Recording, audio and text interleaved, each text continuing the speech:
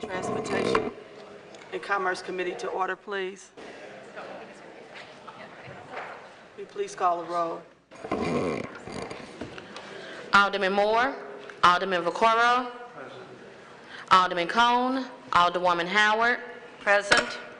Alderman Muhammad, Alderwoman Middlebrook. Present. Chairwoman Davis. Present. 4 present, you have quorum. Thank you. Sorry for the delay, but it takes us a moment sometimes, even though we're here, somebody's calling you or asking you to do something. So what we'd like to do is we'd like to move forward with the agenda of the day. I will share with you the order that I'm going to be taking these bills. So if you hear that your number may take a moment and you'd like to leave the room and come back, feel free to do that.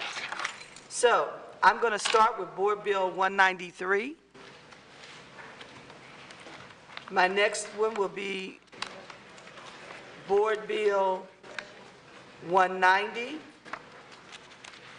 191, 104, and 93.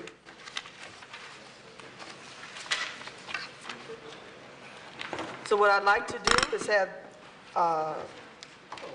representatives for Board Bill 193 to come forward for your presentation.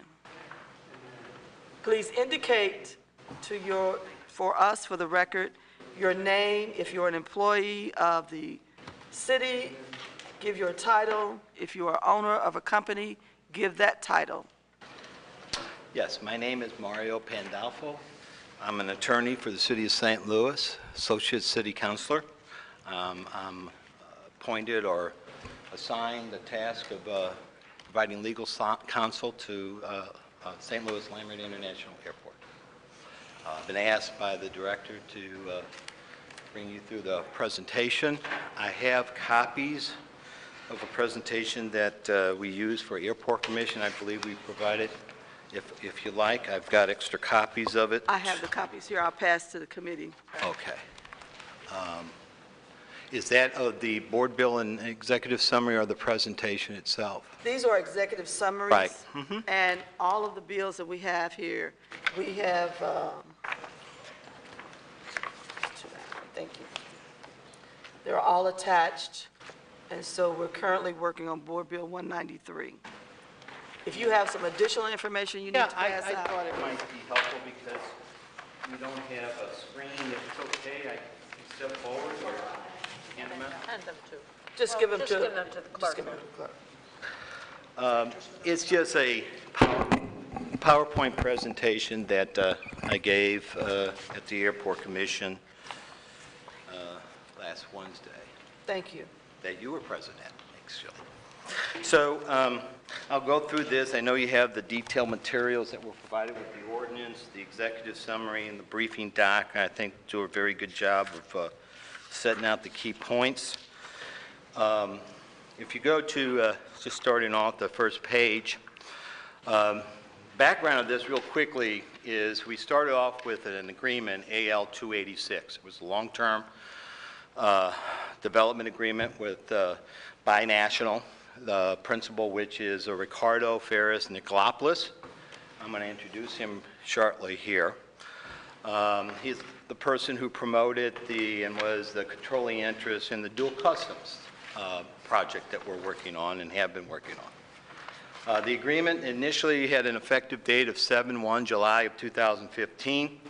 It had a term of 20 years with 2 10-year options. It had 3 phases that can be completed. The first phase is 3 years, followed by a 5-year and 7-year. And as we move forward, shortly within this, about a year into this, due to situation with the redevelopment, Binational came to us and we agreed to do a restated amended lease. This is the current lease that's in effect today. That's AL020. That's the next slide or sheet here. That agreement was dated 9 September of 2016. The big difference in that agreement were that instead of having a 20-year term with 2 10-year options, we changed it to a 40-year term. Substance-wise, not a big difference, but anyway. We also added about 3 acres to this, so it went from 61 acres to 64 acres. And it had, primarily due to what we call the Boeing utility parcel, which basically the deal was, if we acquired this, this will become part of your principal. It's a little piece that jets into the parcels that we own. So if we could get that and eliminate that obstruction, we would do so. And the phases were still 3 phases. The timing of those phases were still the same, 3, 5, and 7. The difference was primarily is the addition of about 12 acres. This allowed an area where some ramp could be done for the location of additional aircraft. We went forward with that restatement lease. And the current status is that in order to move forward with the difficulties with this site, Binational came and approached us with a proposal or plan for going forward. It was a new organizational structure, really a new team, I should say, a new financial plan, and a revised development plan. So we entered into discussions with them with this new team. And if I can, real briefly, I'll introduce, I have Ricardo Ferris, just to introduce yourself and a couple of his associates that are here with us. In order for us to have a complete record, they would Okay. have to come to the mic. Okay, If they, fine. please. Ricardo, so they can get your name and Good afternoon. that's your title. My name is Ricardo Farias Nicolopoulos.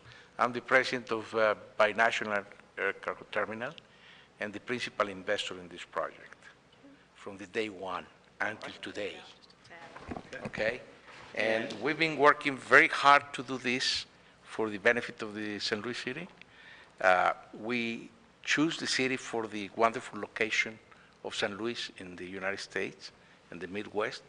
And then we bring the dual customs with Mexico, which is a very successful participation between the two governments in order to dispatch the cargoes efficiently and increase the security. And that's the reason we are doing this project, and we hope to conclude satisfactorily. All right, thank you, sir. Thank you, Ricardo. Thank you. So, in this next sheet, you'll see an organizational structure. And again, our deal and our agreement is with Binational, and this is really just showing some of the team players that they have brought in that for us was important and exciting because we know who these companies are and we know they can get things done and they have some real estate background. They're familiar with local issues. But we got Arco Development LLC. And the key here is that CRG Services Management, LLC, which is owned 60% or more by Mr. Clark, who owns Clayco. Managing partner is Mr. Chapman, Larry Chapman, who has 20% control. And the primary person that we'll be dealing with here with CRG. CRG is part of this development agreement between Binational and Arco. They also have a service agreement with them. In essence, it comes down to this.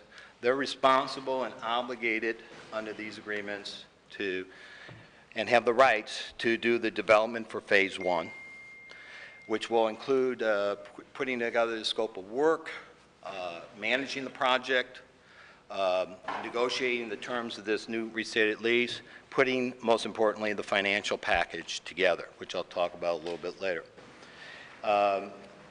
That's the relationship between them and Binational. Importantly, too, though, CRG has the ability, upon completion, upon the closing on the financial package, they have the ability to acquire 5% ownership interest in Binational. They also have the ability, upon completion of phase 1, to acquire up to another 20% ownership.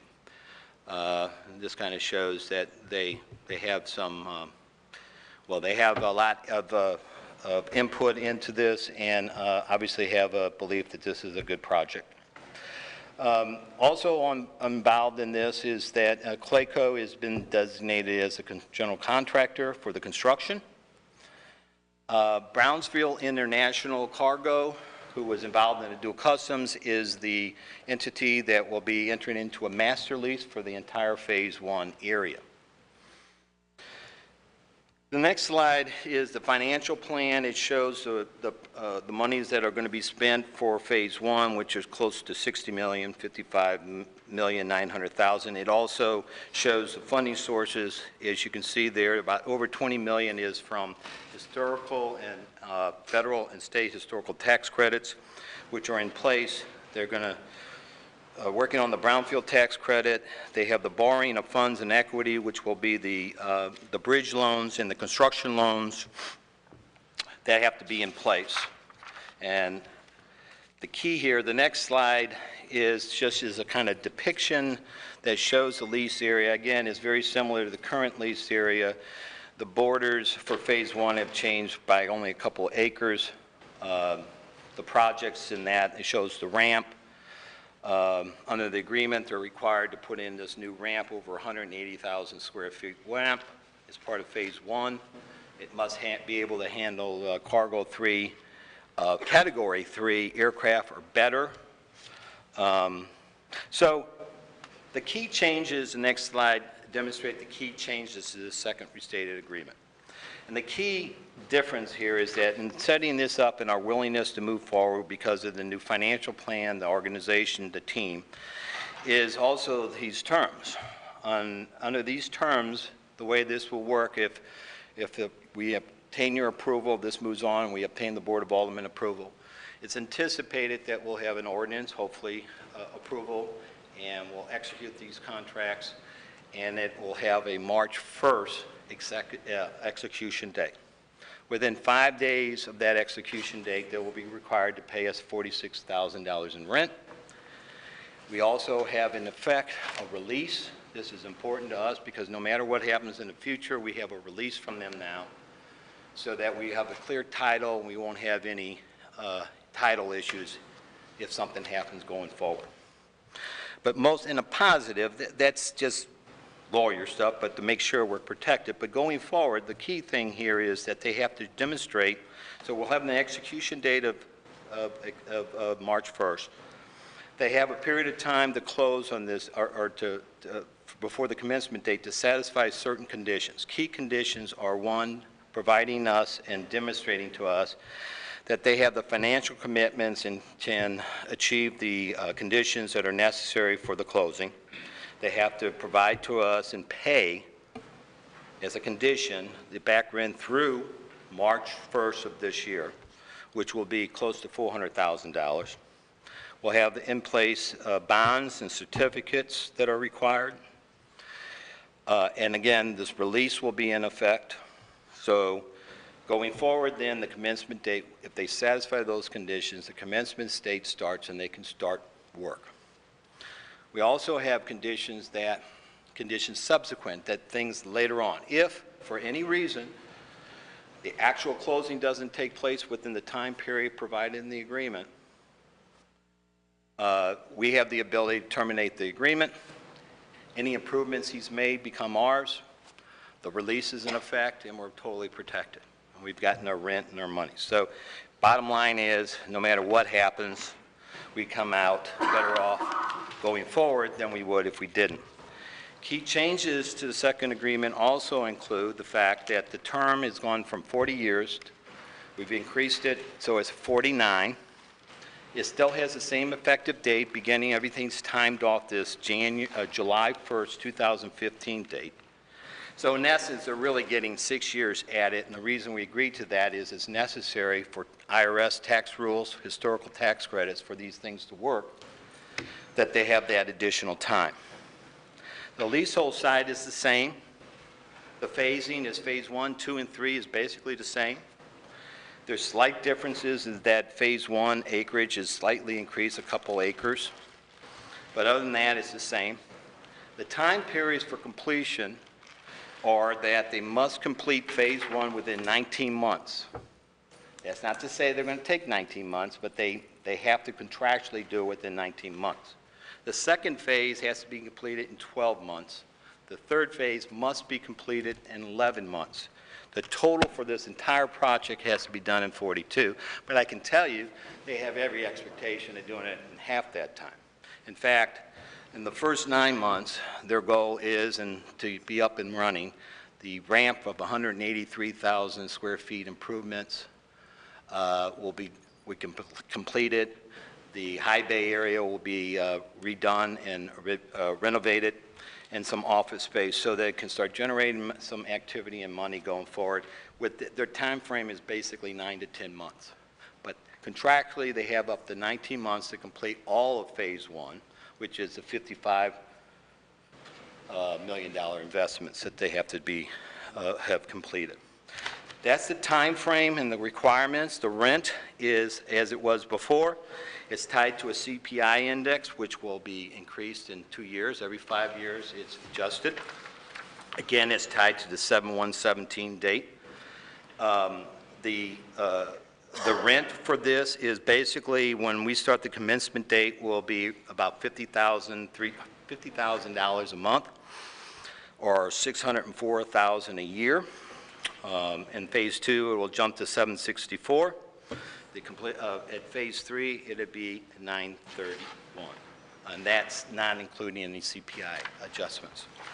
Of course, they are also required under our lease to pay the fees and use fees that they do, the fueling fees, landing fees, all the service fees that are generated revenue for the airport because of the activity out of this deal. So with that, hope wrapped it up. I know Rhonda has a couple of comments, and if you have any questions. So.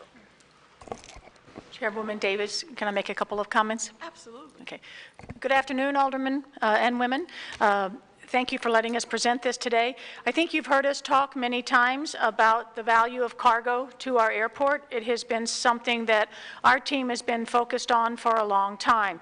We believe that cargo brings a critical component of trying to grow not only the airport, but this region logistics and the multimodal. So it's been a key component of us to try and get a state-of-the-art cargo building. We, the airport, don't want to be the developers. We would like to be the landlord of the land, but we'd like to have those people come in that are the professionals that know this business and that can create this. So we believe that this particular agreement can bring to us what we're looking for to help drive that international cargo into our airport, which is not only, as I said, valuable to the airport, but certainly valuable to the region. It brings added revenue into our airport, which helps us to continuing to do the lower cost to our airlines, which obviously is attractive to them. So the airlines are also quite supportive of this. They see the value of bringing this opportunity to St. Louis, and we would ask today that, as I said, Mario and I are here to answer any questions, but that you look at bringing this to approval today. Thank you. Could you, I didn't hear you say, and maybe I just missed it in your presentation.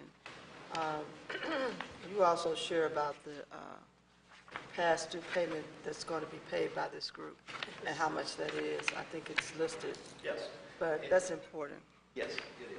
And it's set out in the agreement itself, obviously. How it works is this.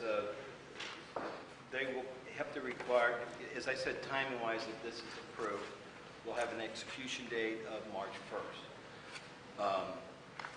They have 5 days after that to pay us the rent that they owe us for the months of May and June under the current contract. The next thing that happens is they have to satisfy those conditions we talked about, the financing, the payment of rent for the period of July 1st all the way up to and including March 1st of this year. That total amount will be over $400,000, like $420,000. The presentation, it talks about $360 or so. That's through January. So that will be the other big plus here, is we'll get those monies paid up front. That's a condition for the commencement date. If those conditions aren't satisfied, we walk away, agreement's terminated, we have the release, and we have $46,000. If they go forward, and everything, belief is that's going to happen, and we're excited about that, Then the next thing that's going to happen is they're going to satisfy those conditions, and the commencement date starts, so they can start making these improvements. The big key for us is they're going to get into these buildings 1 and 2, and they're going to be spending millions of dollars cleaning up those buildings' environmental issues. Probably in phase 1 alone, they're going to end up spending something like $8-9 million doing nothing but cleaning up environmental issues. So they're going to get in there and start doing that. The other thing they're going to immediately start doing on that we're excited about is the ramp. So in the end of all this, the next thing that has to happen is the actual closing. If that closing doesn't take place, the city, at its option, can terminate the agreement, say thank you for cleaning the building up, thank you for those improvements, and thank you for the rent, and thank you for the release, and we walk away. Again, that's not what we believe is going to happen, and we don't want to happen, but what's going to happen is they're going to complete phase 1. We're going to have this cargo facility, and we're going to be on our way to something that I've been at the airport 20-some years working on, trying to make this happen. And so we're excited about it. Well, the reason I needed that explanation was because I wanted to eliminate some of the why, what, if, when, what about them, and and that's very clear that this agreement is pretty airtight, and it's about business. We intend to have business. If that is not what's going to happen, because we've been through this before, Exactly. It's an easy exit for us. Okay, so I do appreciate that. What I'd like to do now is to go through the committee members to see if they have any questions or any other aldermen have any questions. I am going to have a time limit today, though, so we're not going to be here until 5 o'clock. We would support that, thank you. Okay? Yeah. So I'd like to go through the committee members first and do a couple of minutes for each of us, and then share the time with our alderpersons, other alderpersons that are in the room, and then we'll come back, and if there's anything that's outstanding that needs to be talked about, we will do that. So let's start with Alderman Vaccaro. Yeah. What was the original first date of their contract? It's July 1st. That's what I had, of 17. I got 17, but Well, July 1st, 2015 is AL 286. September of 2017 is the second restated restart. and they owe us, they've missed payments then? Well, during this process, they made their rent payments timely. Microphone, just so everybody can. During the process, they made the rent payments, but then in the January, February, we had concerns about their ability to complete the project because the timeline was coming up for deadlines, and obviously they weren't going to have it completed. There were issues and problems that we understood, but the bottom line was we didn't have,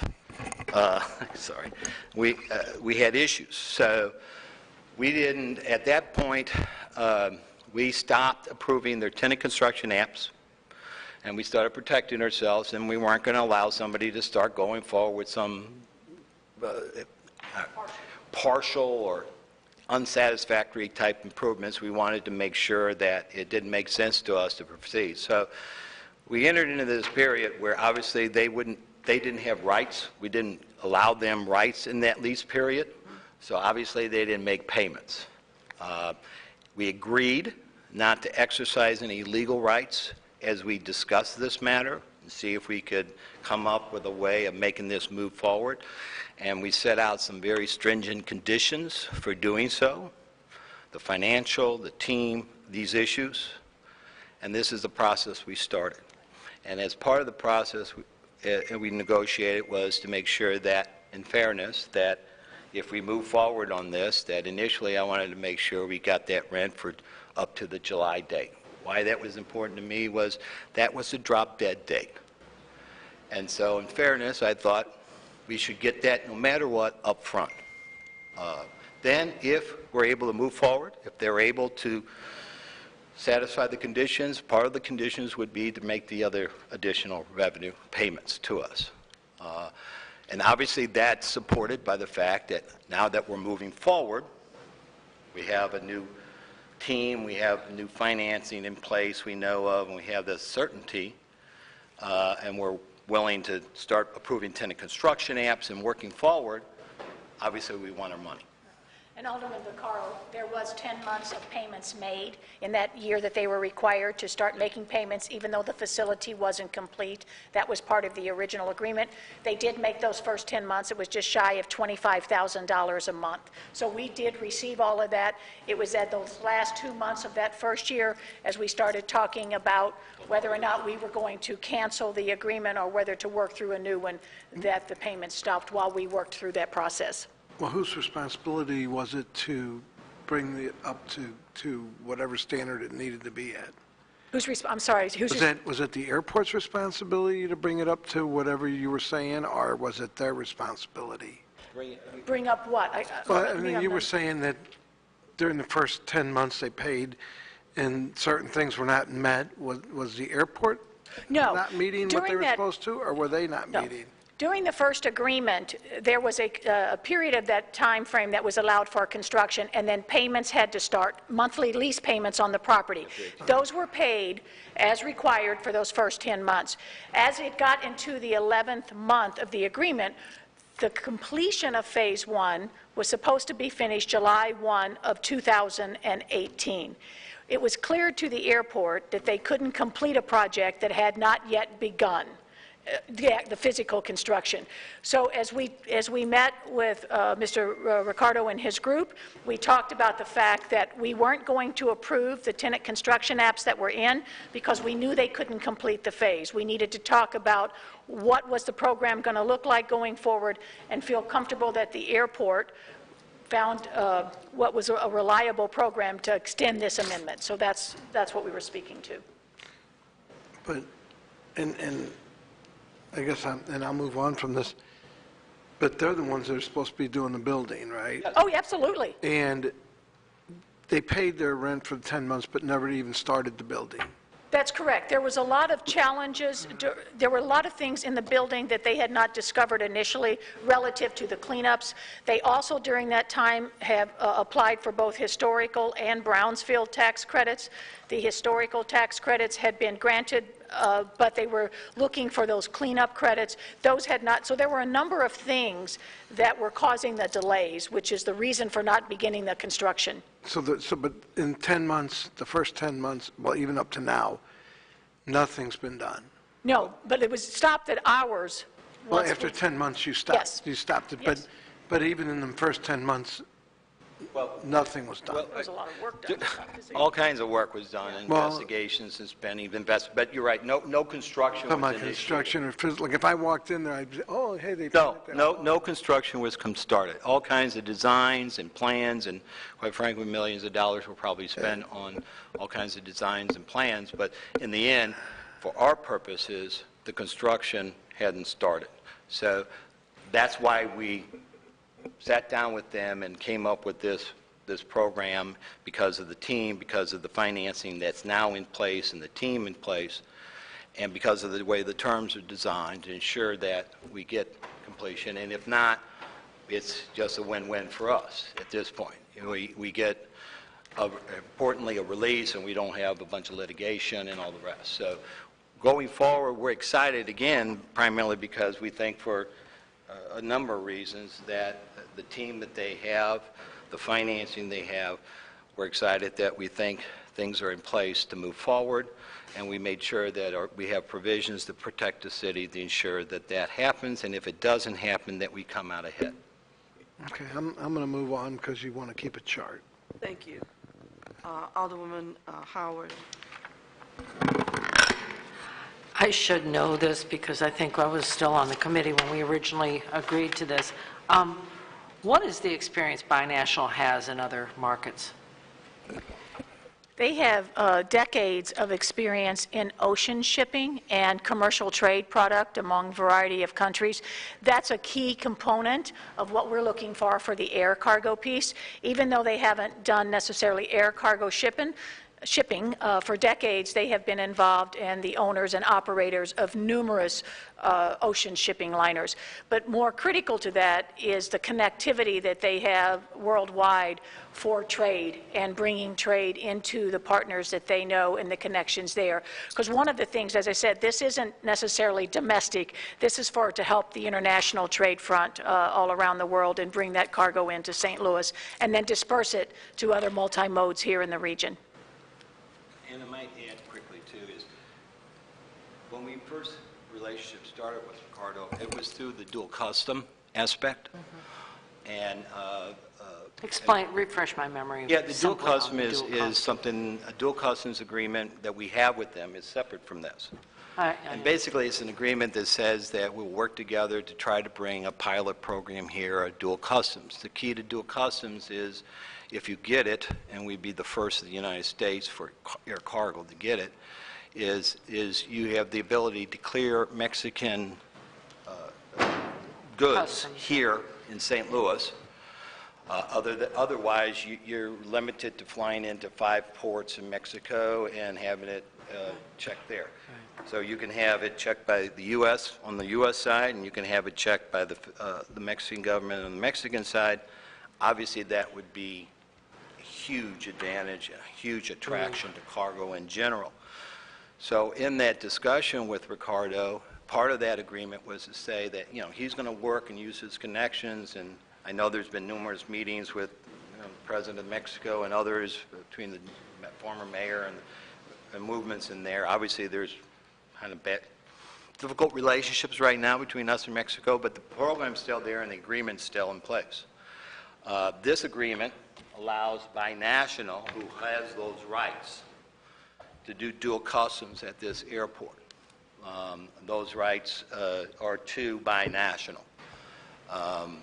So that's the interesting thing with us. It started with that, and under that agreement, of course, it says that if you get this, then we'll use best efforts to provide the facilities, the land, so you could develop the facilities required for dual customs. What surprised, it was a good surprise. Ricardo came to us about a year into this, or less into the dual and said, I want to go forward. I want to enter an agreement. I believe we can get cargo here, regardless of whether dual customs happens or not, although he believes it, but he knows that it could take years. But he wanted to go forward because he believed he could bring cargo to Lambert. So that's what started this agreement. But as of now, we have no cargo, international cargo. No, we haven't started.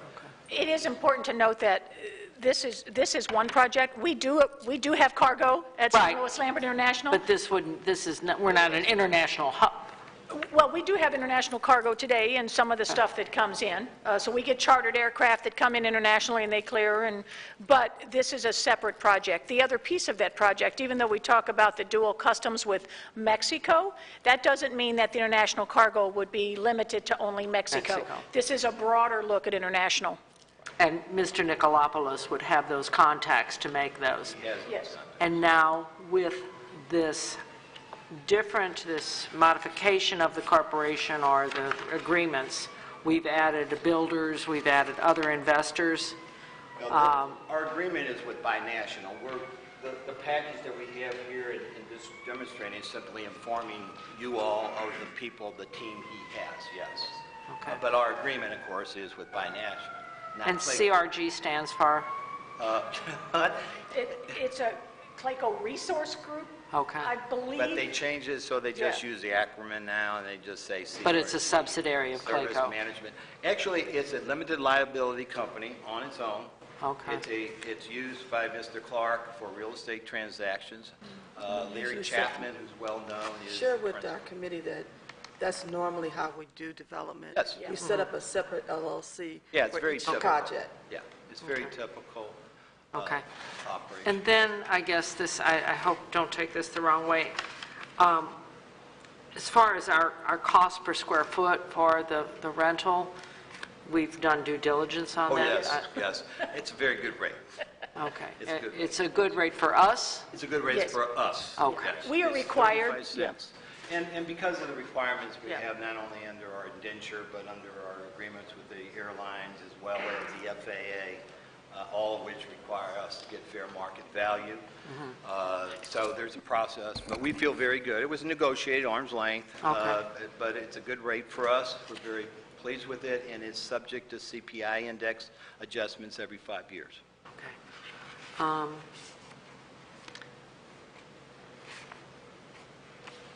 was another. Okay.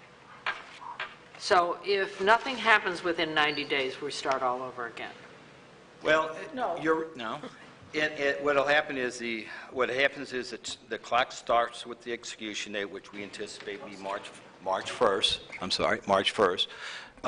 Then, under the agreement, they have a time period, as you say. There's potentials for adjustments for that, and the director could extend that, or if there was some issues that happen that we agree in, or force majeure issues, that we could extend that. But in the end, if that's not timely done within that parameter, and those conditions aren't met, the agreement's automatically deemed null and void. The good side is, like I said, though, we will already have received the $46,000 back rent that we're owed, or would like to get, and we will also, most importantly, have the release that I want in place so that we don't have a cloud in our title for the next 3 years. Okay. So any profits from this would be used to? All profits, as any airport or enterprise fund, every dime stays within the airport, must be used for airport purposes. In essence, like any other revenue, it goes into our, per the indenture of trust, it goes in the buckets, it pays our debt service, it pays our operating budget, it eventually flows into the ADF, which allows us to use that for capital improvements at the airport. And our city would still get their $6.5 million? And the city just helps pay that bill. Yes. Okay. That's all I have. Okay, thank you. Yes. Thank you. Alderwoman Millbrook? I have no questions. Okay. Do we have any questions from other alderpersons that are here? No one? Okay. Let's move forward. One of the questions I had at the airport commissioners meeting was the minority participation on the construction side, and also the ability for those persons who are interested in learning the cargo business. That to me is very important. The studies that have been done most recently looking at all modes of opportunities for transport, for import, export opportunities. We here in the Midwest, most especially here in the region, have more opportunities for that to excel and become a major commerce enhancer for this area. So I was excited when I saw this particular project, and then I also knew that the construction side of it, that company already had some things in place in order to train people in the construction field. But what is it most important, and I did pass out this information for you about the Air Cargo Hub, that you are also considering training people to know how to work in the cargo business.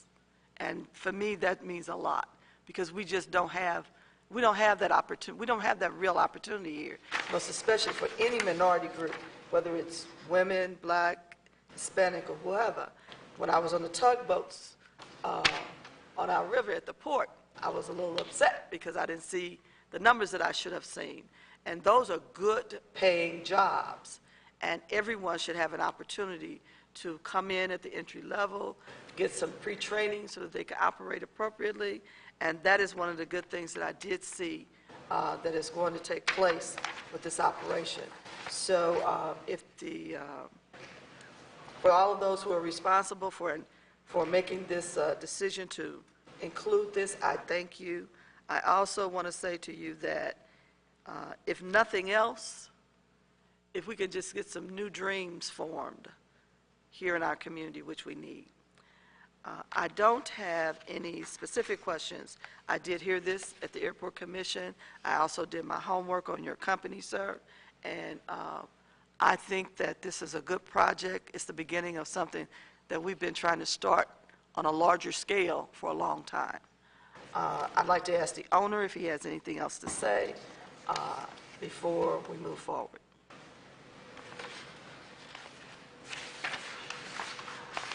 Sure. What I can say, ask me.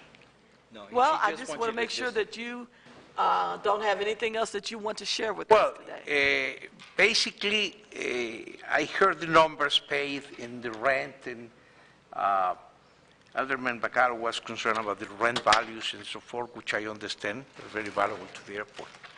But you have to know that we spend and invest $5 million in developing this project. This project doesn't came as a natural project. It has to be developed from the scratch. And when I first proposed to Ron DeHam, the director of the airport, to do an international air cargo hub, is because very few air cargo hubs could compete in the United States like that. Normally, a terminal is devoted to one carrier, FedEx, UPS, DHL, and they concentrate, they take the money, and they don't share anything other than the rent and some expenses. This program implies to open the gate to all the air cargo companies in the world. Okay. Now, the interconnection of Mexico and St. Louis is very important because Mexico is the biggest partner of trade with the United States. The NAFTA numbers has proved that. So a lot of air cargo has problems, to be clear, in Mexico, delays and very highly cost. This program, I developed that during the administration of President Bush, and we achieved to create one in Laredo, which is working. I did that. And another one in Brownsville, who has been devoted right now to fly the illegal immigrants back to their homes. We are doing that. Then I set up 7 dual customs in the road on the border of Texas. Okay? Now, to bring this to St. Louis is a major opportunity because St. Louis is extremely well located in the Midwest. Within very long, short range, we can cover 170 towns distribution.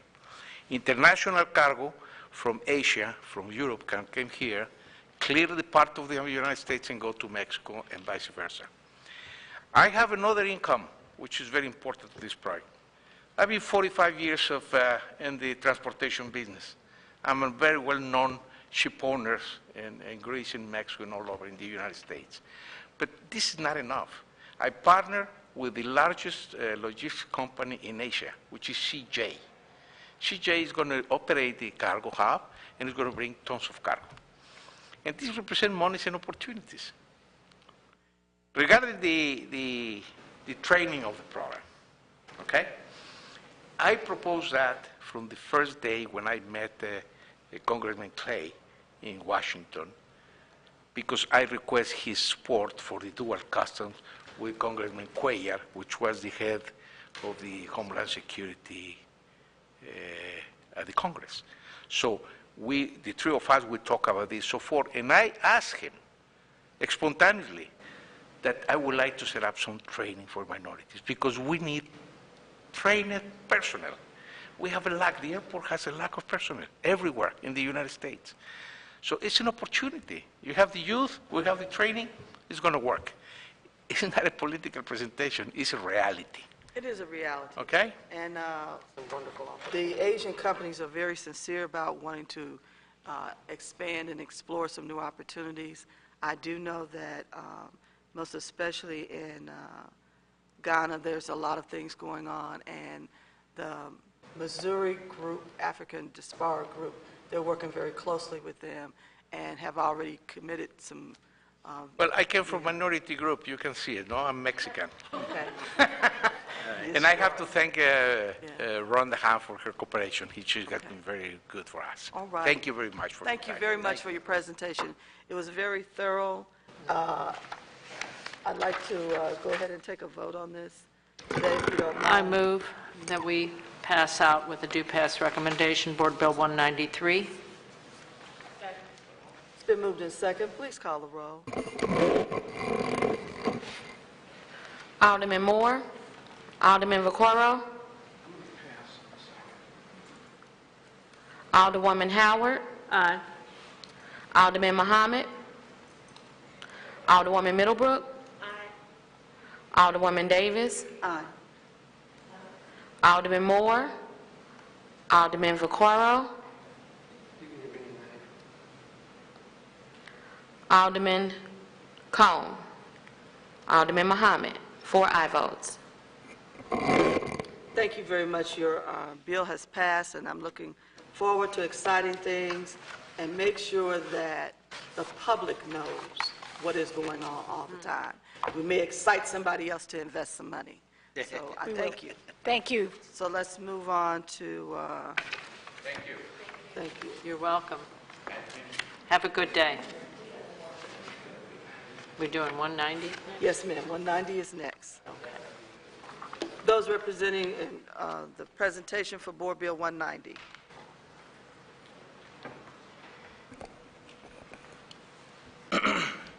Good afternoon, Committee Chair and Transportation and Commerce Committee members. My name is Antonio Strong. I'm the Airport Deputy Director of Finance Administration and a City of St. Louis employee. This proposed board bill is requesting your authorization to move forward with the expenditures on the 7 projects or vehicles that are listed on Exhibit A in your package. The funding source for these projects includes about $5.4 million from passenger facility funds and $588,000 from airport development funds. Approximately a year ago, we submitted an application to the FAA to use $5.4 million of passenger facility charge funds for these projects, and the application was recently approved in November. This is the second successful application we have received after we initiated our 5-year capital improvement plan in fiscal year 17. At this time, we respectfully request your approval of the board bill for a public works and improvement program at the airport. All right. Well, let's go directly to questions from committee. Alderman Vaccaro. I don't have any on this one. Okay, thank you. Alderwoman Howard. No questions. Alderwoman Middlebrook. No questions. All right. I don't have any questions because I've already heard this too. So, Make a motion in case Second. in previous role. Second. second, hear no objections to previous roll. Board Bill 190 is moved out of committee. Thank you. Now, our next one is Board Bill 191. I'm assuming that you are presenting on that one as well. Yes, ma'am. Again, Antonio Strong, from Airport Deputy Director of Finance Administration. I will present Board Bill 191. This is an annual request per our bond indenture and the airport use and lease agreement with the airlines. We are required to perform this annual $13.7 million transfer from the Airport Debt Service Stabilization Fund to the Airport Revenue Fund. This is to help us maintain a healthy debt service coverage ratio of about 1.25 or better and to mitigate our rates. Prior to requesting this approval, this request was shared with the comptroller, and it was also shared with the Airport Commission recently and approved. The debt service stabilization balance or fund has a $26.9 million balance as of June 30th, 2018. We are required to maintain 35% of our current debt service payment in that balance. That balance right now is, if you do the calculation, it's about $22 million. So we have a surplus of about $4.1 million in that account at this time. But at this time, we would like to respectfully request your approval for this annual transfer. Who requires you to keep that percentage? The bond indenture. Okay. Is it supported by any other government entity that oversees your airport finances? Well, so, You say supported. yeah. I'm not sure what you mean. So you have our process here with committee, Right. but you also have a lot of reporting that's done with FAA.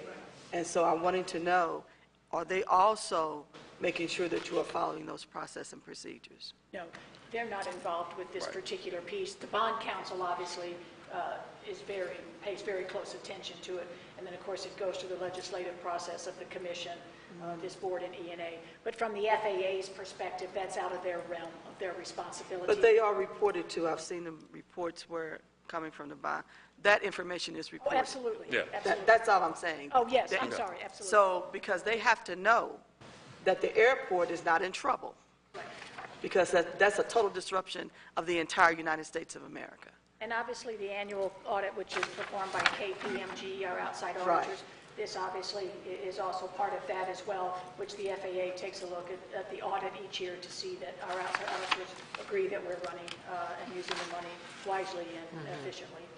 And this is also shared with our credit rating agencies. Our credit rating agencies are very familiar with this process. Just helping to share how oversight is done.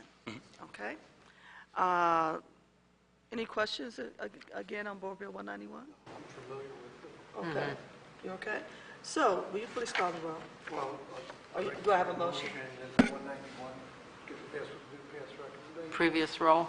Well, we need to get a second and then previous. Second. The previous. Previous roll. Okay. Hearing a first and a second and a previous roll call, hearing no objections to previous, Board Bill 191 has now passed committee. Thank you, committee. Thank you. You're welcome. Good seeing you. You're going to do Port Authority now? Yes, ma'am. Okay.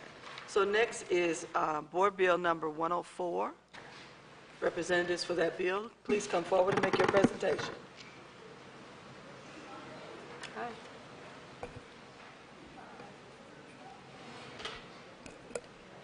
Good afternoon. My name is Susan Taylor. I'm the Port Director, and we are presenting to you this revised Bill 104.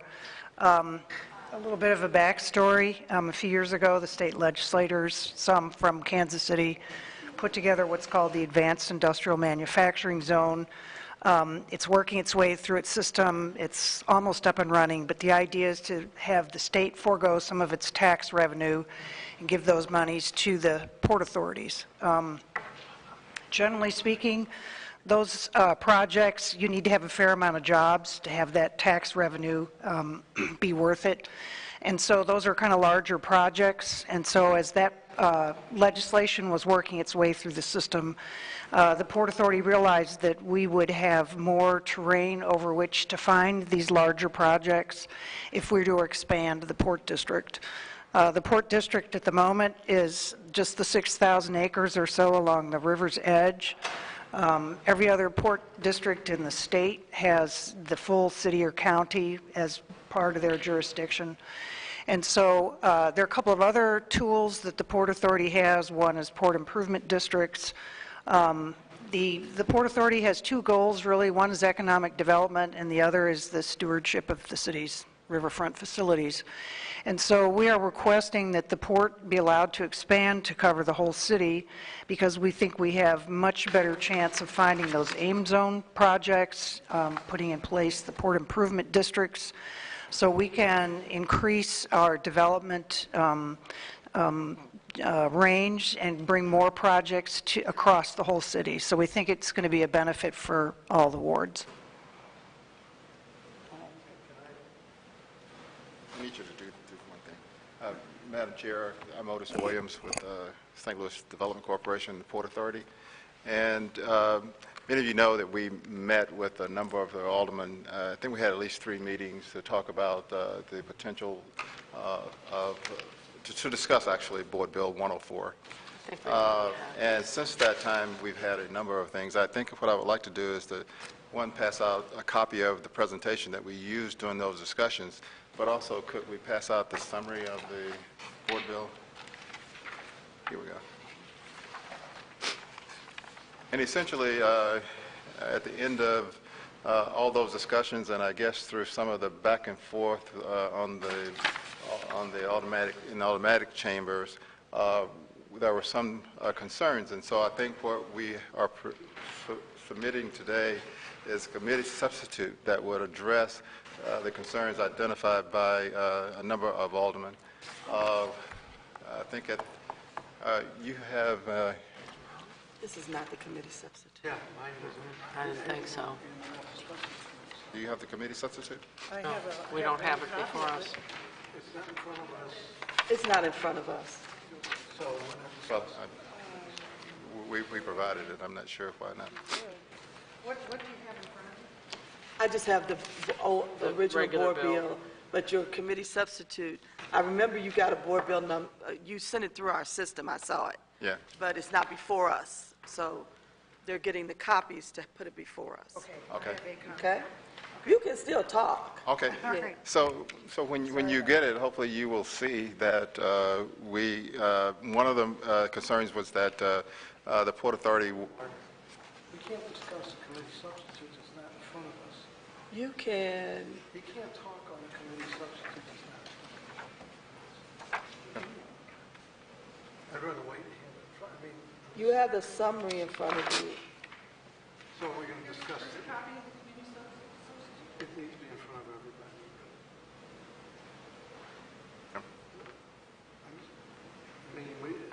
I mean, I'm willing to wait. I just want Oh, we can wait. I don't have a problem with it. We can wait. have it in front of us in the same. Oh, sorry. But you have the summary in front of you, which gives you all the pertinent information without the whereases and all that, so. But we can hold on. It should only take about 3 or 4 minutes, okay? They should be back. Okay.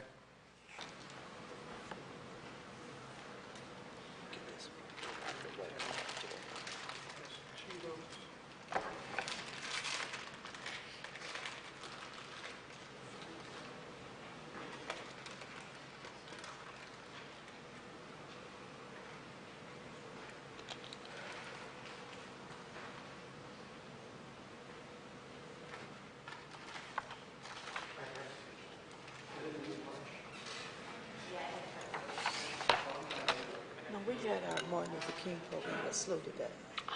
Yeah, and they awarded all of the African-American elected officials for the city and the county. How nice. In every little municipality. It was 183. Yeah. Martin Luther King III spoke. The grandson. Yeah. How old is he? No, this is Martin Luther King's Okay, son. because Daddy Yeah, was yeah, junior. was Okay, junior, yeah, Okay, yeah. okay. So he I spoke. forgot, yeah. Wow. Yes, sir. We should make a motion to put the committees up from this for discussion. Right. Yeah. So, I mean, we'll leave only three, we should do. I'm not trying to be whatever, but I just know that we can't, somebody will argue, otherwise this team that we did something we shouldn't be doing. I totally agree. Okay. And that's what we're going to do. Okay. I'm eating Cheetos only because I'm diabetic. And you need to You do need to better. get something to He eat. didn't And eat. then I'm starting to fall over on the first one. Yeah, that's just not good. You need to not put, you need to do your job. And you got a refrigerator, you need to keep healthy snacks in. I keep snacks in my Do you? Okay. Healthy. Healthy. Key. No, You can hear that boy.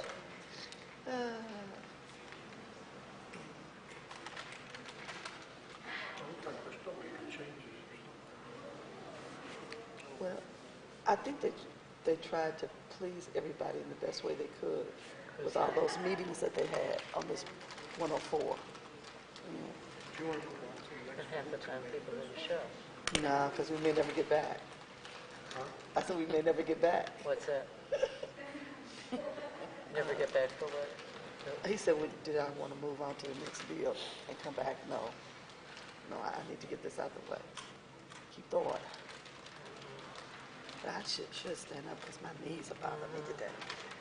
Your circulation going. Yeah.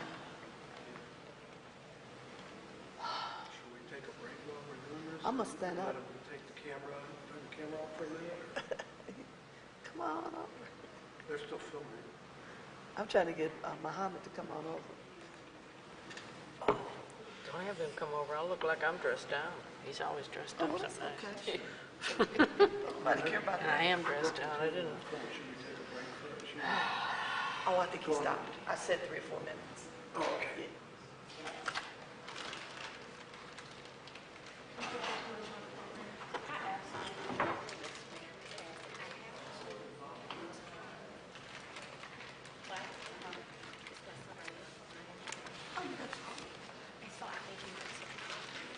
Hey, John. We'll start.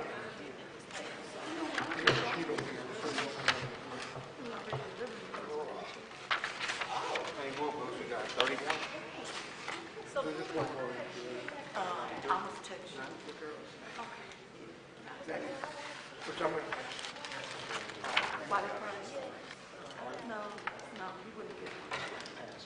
yes, stay right. Yes, yes. I think about it. So I got kids, and I was like, I want to make sure I get So everybody has a copy now? Thank you so much.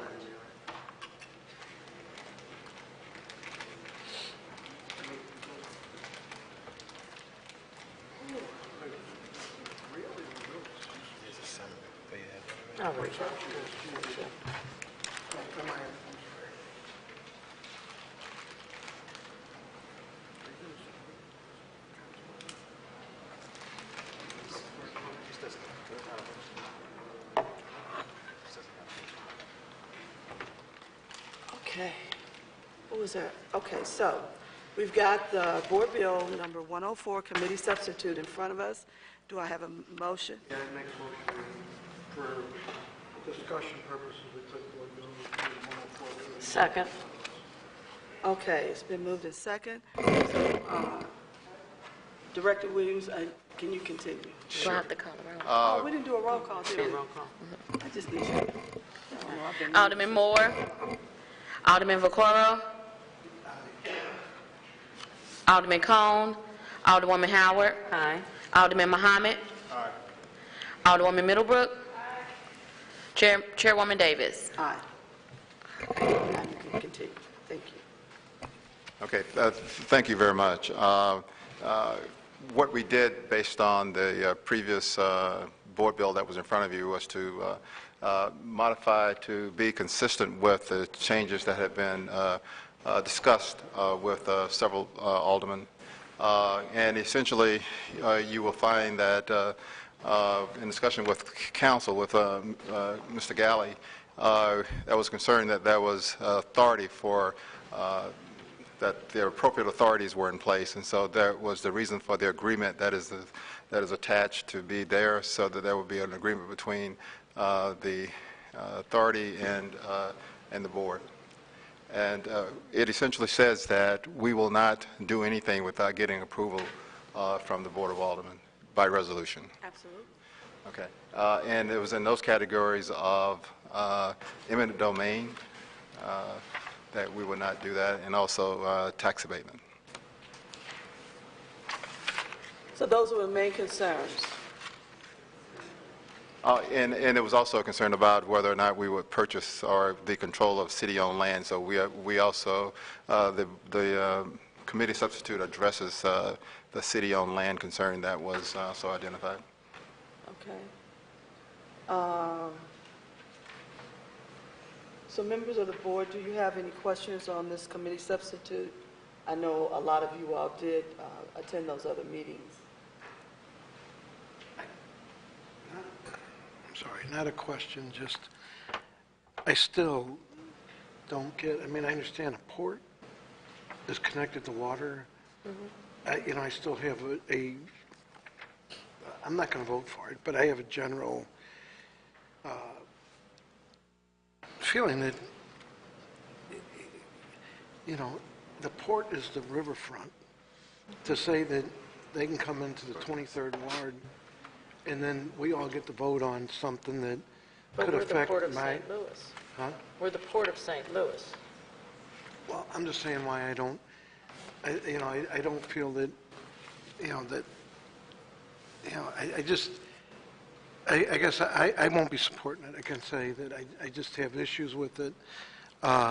Again, they would have authority to come and do stuff in my ward.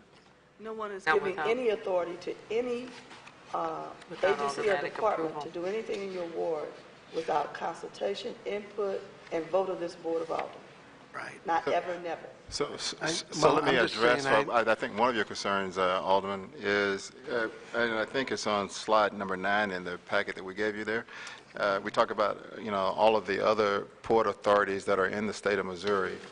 And as you see, all of those that are located along the major tributaries, in this case, the Missouri and the Mississippi, we're the only jurisdiction that do not have the port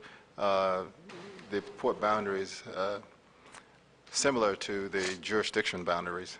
And And- it just seems odd that the port boundaries would go through the whole city of St. Louis. But that's because it's multimodal, and so when you think of the port, it's not just the water, but it also involves the other modes of transportation as well. And you're familiar with, in other major cities, even the airports are part of the Port Authority. But in this case, it is, has traditionally just been what you're considering just the water portion as well. And so one of the things that we think can help is our ability to be able to take advantage of some of the authorities that are granted by the state statute for the port. If I could address that further, if you imagine a barge coming in full of salt, 70 trucks come out of the Port Authority's dock and travel across the streets in your neighborhood to distribute that salt. Similarly, grain from the upper Midwest comes in by train and eventually goes to one of our facilities onto a barge for export to New Orleans. And so there's a lot of truck and train support for the barged goods. And so it's really a multimodal. There's rail crossings that can be improved, truck issues that need to be dealt with. So the port really is a multimodal facility that covers the whole city, activities in the whole city. I understand. I still won't, I can't support it, but I just, maybe my thinking's still old-fashioned, but I can't support, I see the port, I get it. I know that they, like, for the leasing of the different things that come on the port, we sit down and we discuss here, but I just don't, rather than drag it on, I cannot support it. All right, sir. Alderwoman Howard? So this would provide opportunities for funding for increased security in the city, for, I guess, better upkeep of our roads, grants and so forth, if that was available, Well, since we what it have a says is port that authority? there's an opportunity to be able to, if we were able to take advantage of that clause. Grants that are available through... Yeah, but it's not a guarantee that we... No, I understand that. But, I mean, those would be an option that we would be able to take advantage of. Would you have to come before the Board of Aldermen to execute those also? According to this committee substitute? No, I think there are actions that are still within the authority of the port. I think we were concerned about the specific actions that Would were of affect concern. Yeah. ward by water specific areas. Right. I get you. Can I Okay. clarify that a little bit more? In many instances, when we do apply for money, it requires a match. Right. And if that match is required, it has to come before the Board of Aldermen. Now, would those match funds come from SLDC funds or from general revenue? Typically, when you apply for a grant through SLDC? Generally, the only time that we need to, if it's money that requires approval from general revenue, then we need to come back before the Board of Aldermen. But If there are monies that are within the Port Authority, we are able to, the Port Commissioners are able to If they have it. appropriate that? appropriate. Okay. All right, thank you. That's all. Alderman Muhammad. Thank you, Madam Chairwoman. I agree with my colleague from the 23rd. I don't think your thinking is old-fashioned because I feel the exact same way you feel. This sounds good on paper. You guys are saying that we would get more city services throughout the city of St. Louis. I find that hard to believe when my ward is deprived of vital city services, especially when you just mentioned more security. I don't think that my ward will see more security. And my question is, realistically, and I want the straight-up, straightforward answer, what is the reason why you need to expand the Port Authority besides qualifying for more state and federal grants? Doesn't mean we're going to get it. What is the real straight-up reason? Well, that was really the reason. We started working this when that particular state statute was approved. And So why do you need more state and federal grants? Why? It provides us an opportunity to help with the city do a lot of other things. And so one of the things that if we were able to get more monies, what we do is we try and find grants that will then allow us to be able to leverage the funds that are available and then support other efforts in the city. Right now, we do that along in the second ward and those wards that are located right along the river. And so I'm not sure why you would be opposed to it also being the same thing in the other wards. That's essentially what we're doing. We would like to be able to do what we do in the second and fifth and the wards that are along the river. So basically you're saying it will help you develop more Yes. by expanding the Port Authority? Correct. I mean, Although- there's an opportunity there. If there's a major corporation that's locating, and the driving vehicle for this is that AIM opportunity to get state funds to come into the city where they otherwise would not be coming. That's the real opportunity there. Yeah. Do you have that opportunity now with SLDC and the various fractions that exist under SLDC? Only in the current Port Authority location. This is only effective in that area, but it requires redevelopment. In the case, we're looking at potentially at P&G, for Procter & Gamble, which is located in the zone. If they were to expand, this would be an opportunity for us to negotiate this particular vehicle with them to try and get more state funds available to us. Right, I get that. You said that earlier. What I'm saying now is, without expanding the Port Authority, does SLDC have the resources and the opportunities to still develop in other wards without the expansion? Yeah, what we do is we look at other tools. In this case, we work with potential developers to be able to do it. We do not get funding, if you mean from the city of St. Louis, we, SLDC. And so what we do is try to create opportunities to get funding to be able to support all of the functions that we provide. So we do, let me modify that answer by saying that we do get some work programs through CDBG to support functions like LRA demolition and grass cutting. That is one of the functions that we have. The other one is commercial district manager support. We provide that as well.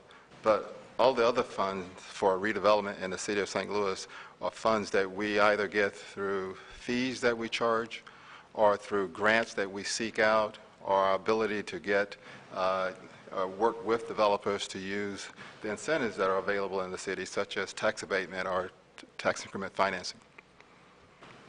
Tax abatement that's frequently used in already developed communities and wards. What is the annual operating budget of SLDC? It is probably somewhere between 5 and 7 million. The reason I hesitated, I don't remember the number that includes the CDBG functions that we have. I just don't see why we need to expand the Port Authority. You know, I was watching Men in Black yesterday with my son. He loves it.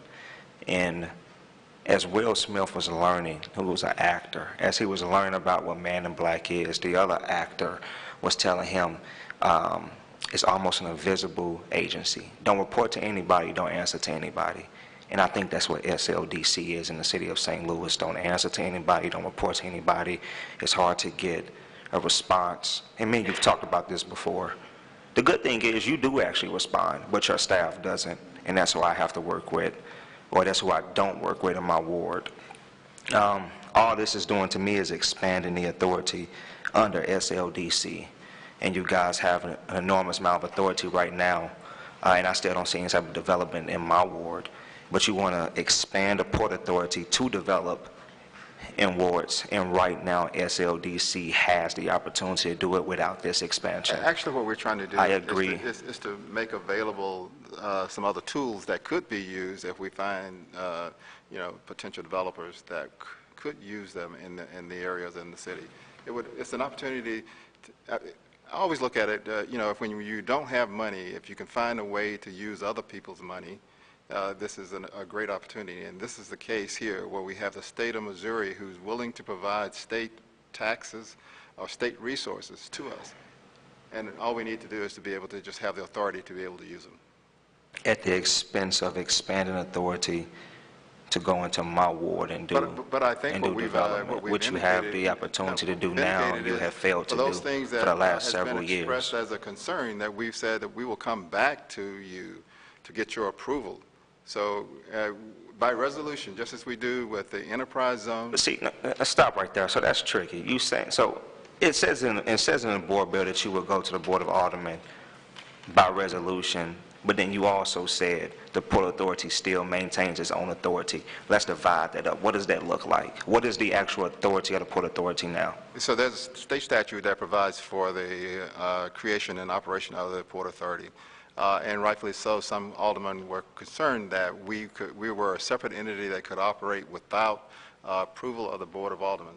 So there were concerns about certain areas that we would be able to act in. So we identified those and essentially said we would not do those things that are of concern to the board without coming back to the board. They were tax abatement, give me the others.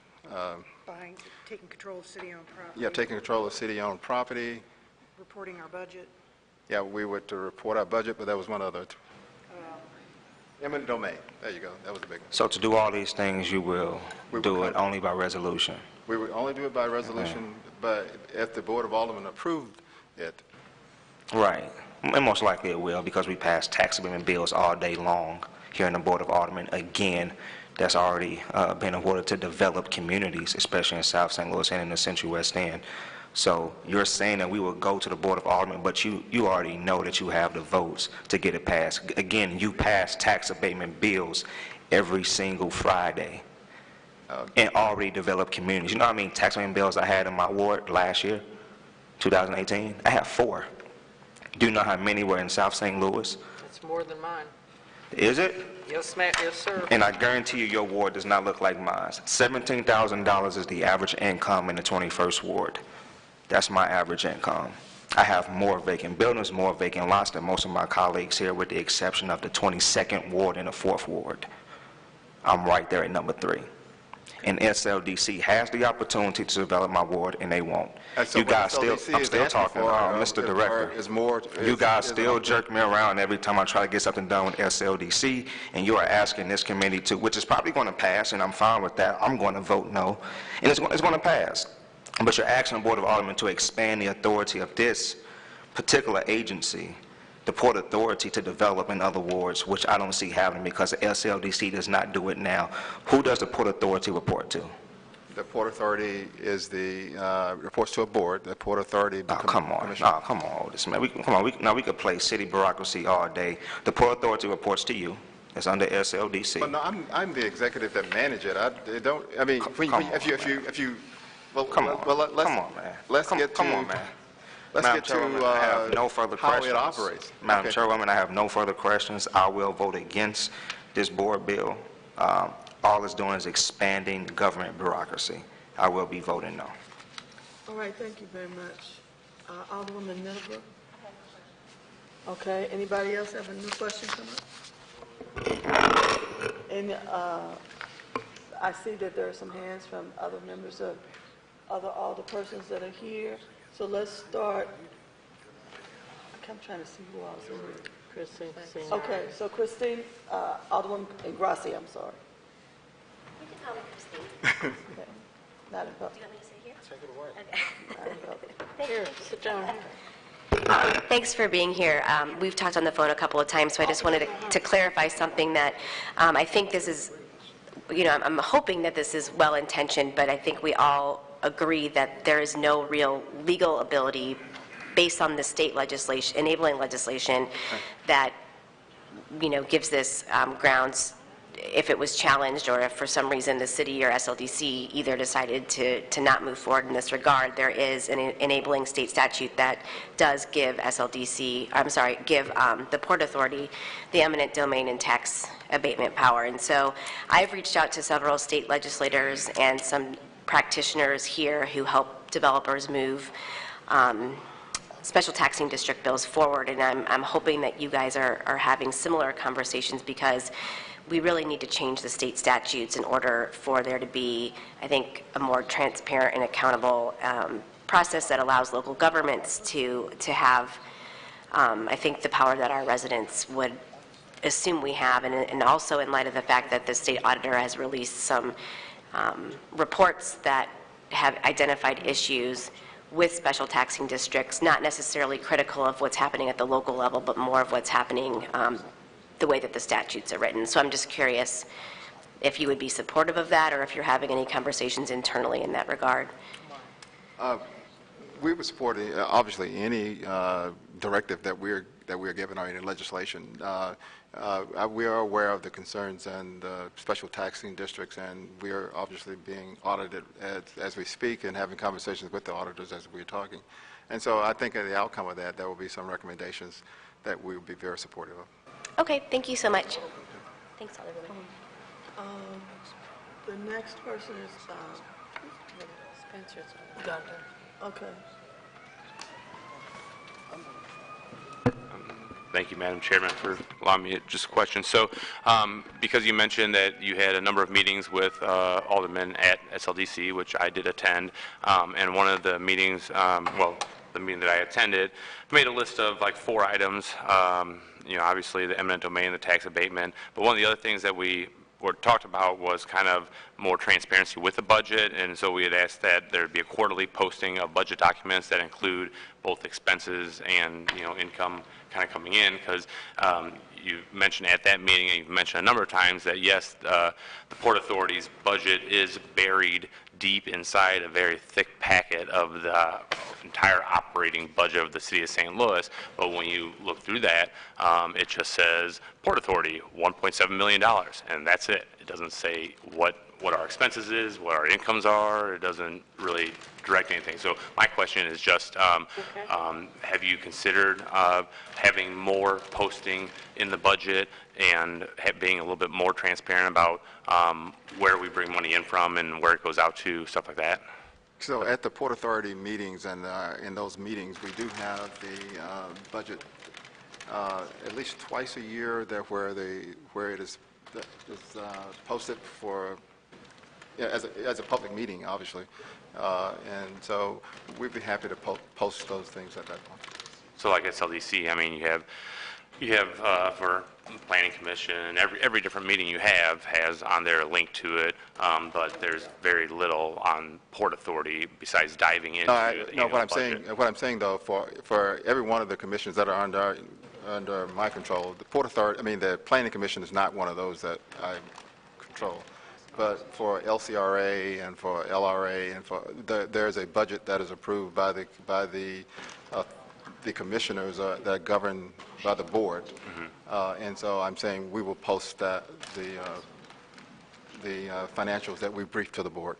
Okay, and then one of the other items that was brought up when this bill originally came up was there was, because we didn't have a whole lot of information on it, there was concern that now the Port Authority, since the Port Authority would be able to sign leases on city-owned property, and one of the questions that we asked at those meetings was whether or not airport was considered part of this boundary, but at the meeting it said no, but then I thought I heard earlier that No, but I think in our agreement, we agreed, like in the community substitute, we are agreeing that we are confining our real estate control to the current port boundary, not the airport. The airport is not just city just itself the city. Boundary. Yeah. Gotcha. All right. Okay. And then I guess kind of my final question here is, because just looking through this change, so point number 3 on the second page of the cooperation agreement, it just states how if let's see here.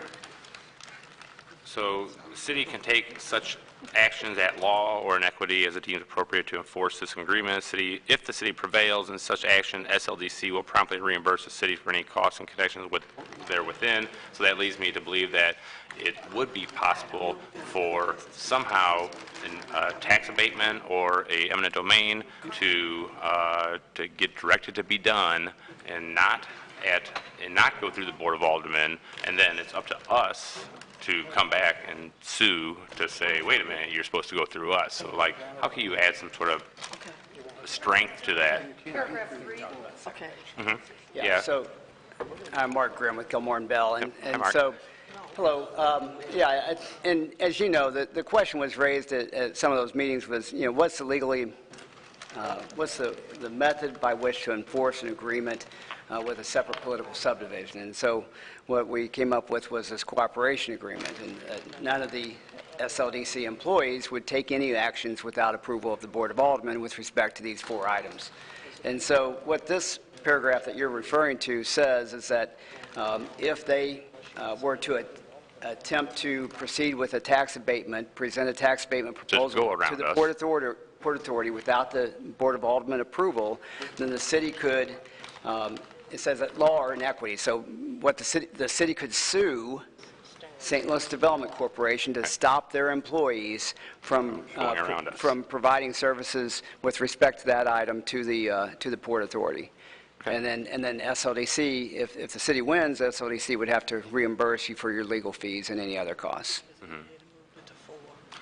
So kind of my point is just like the whole fact that that's in there kind of leads me to believe that, yes, it is still possible for SLDC to do a tax abatement or an eminent domain without the approval of the board. And if they do it, then we can go ahead and sue them, but that's... You can, so the Port Authority, as I think Alderwoman and Gracia pointed out, has statutory authorities to do things, and without action by the Board of Aldermen. And so this is the best thing we can come up with to say, okay, well, the staff, the people who really do the work over there, won't do any action without your approval, and if they try to, you can sue them to stop them. You can get an injunction to stop them from moving forward with the project. Okay. That's the best we can come up with. Yeah, because I mean, essentially, it's not putting it in the bill itself, because I guess that would be against state statute. Yeah, the problem is you got 2 separate political subdivisions, and so you can have an agreement with the nonprofit corporation, with a separate corporation, but not the political subdivision. Okay, thank you for the clarity. Thank you. Thank you, Chairwoman, that's all. Okay, any other alderpersons? That's it? Okay. So, just lost somebody. Oh, You lost 2 people. I lost both of them. Where'd they go? He said he wasn't feeling well. That's his favorite trick. And I think John will have more to take care of him.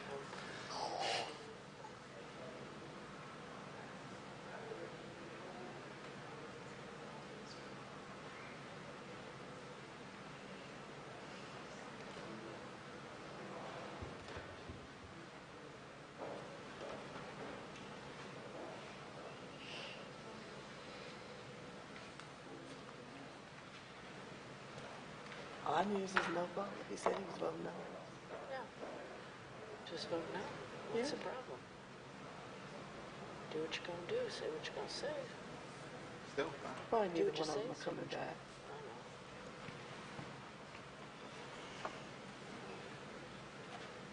So,